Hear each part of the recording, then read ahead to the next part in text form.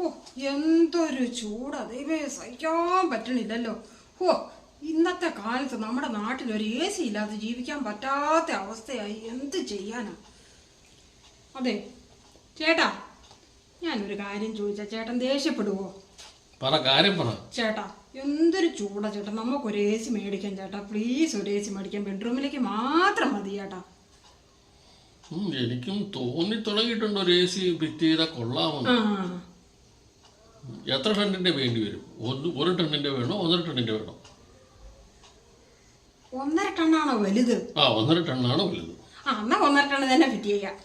ഏതായാലും മേടിക്കാല്ലേ, പിന്നീട് മാറ്റി വെക്കണമെന്ന് വന്നാലും അതും കുഴപ്പമില്ലല്ലോ 1.5 ആകുമ്പോ. ശരി, നോക്കാം. Okay okay.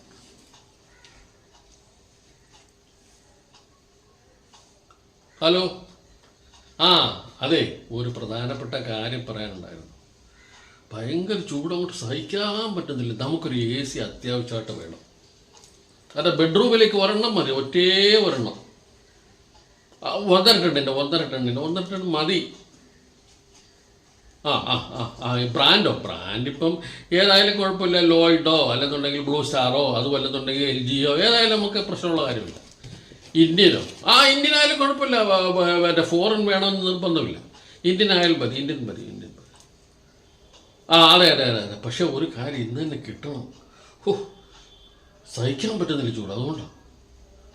ശരി. സുഖമായിരിക്കുന്നു. ഓക്കെ. ചേട്ടാ, ഏത് കമ്പനിക്കാരെ ചേട്ടാ വിളിച്ചതാ? ഇപ്പൊ കൊണ്ടുവരുവോ? കമ്പനിക്കാരാണ്? ഞാൻ അതിന്റെ കമ്പനിക്കാരൻ്റെ അപ്പനെ വിളിച്ചു പറഞ്ഞു ഞാൻ.